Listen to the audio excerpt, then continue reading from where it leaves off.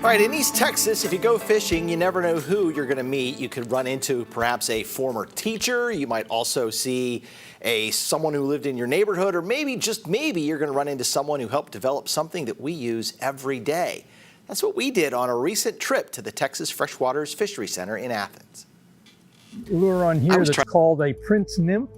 Meet Harold Hosick. He loves fly fishing, and he loves to think. You can fly fish for a lot of things. You know, trout are the thing you always see, you know, the river runs through it kind of a thing. You know, that's what people always think about when they think about fly fishing. But Harold's referring to the 1992 movie about a Montana family devoted to fly fishing. They loved fly fishing as much as Harold. But while it's not Montana, Harold loves fly fishing the ponds stocked with trout at the Texas Freshwaters Fishery Center in Athens.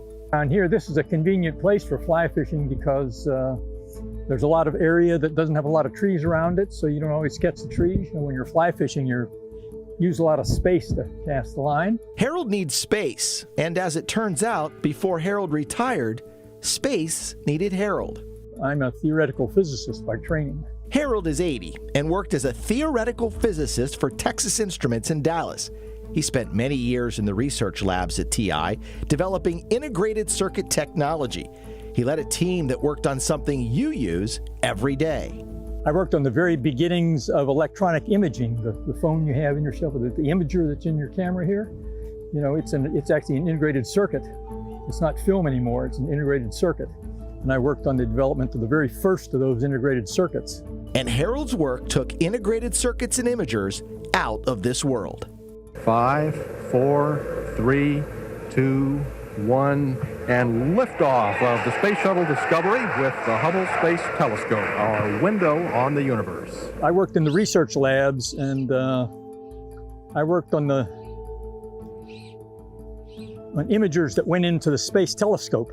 The Hubble telescope, which has changed our understanding of space since its 1990 launch. And before Hubble came the Galileo mission. And I worked on the imagers that went into, there was a program called Galileo that went to Jupiter. The group that I ran, we built the imager. There was only one imager in that system, and we built that system. In 1990, NASA launched the Galileo probe. Its aim was to study Jupiter and its moons. But the 6-year, 2.3 billion mile journey did more. It was the first spacecraft to visit asteroids. Galileo took observations of a comet fragment colliding with Jupiter, and as it flew by Venus, it sent back infrared images of the planet's clouds. It also found Jupiter to be 318 times more massive and 1,400 times more voluminous than Earth, thanks in part to Harold, but he doesn't want any credit. Theorists don't do anything, they just think about it. But where would our understanding of space be if Harold didn't love space, love fishing, and love thinking? And part of it is I'm outside and active because I'm the way I am, but I'm the way I am partially because I stay outside and active. Well, Harold emailed me a couple of weeks ago and wanted me to stress that the imaging devices that his group built are only a small but critical part of the camera used on those missions.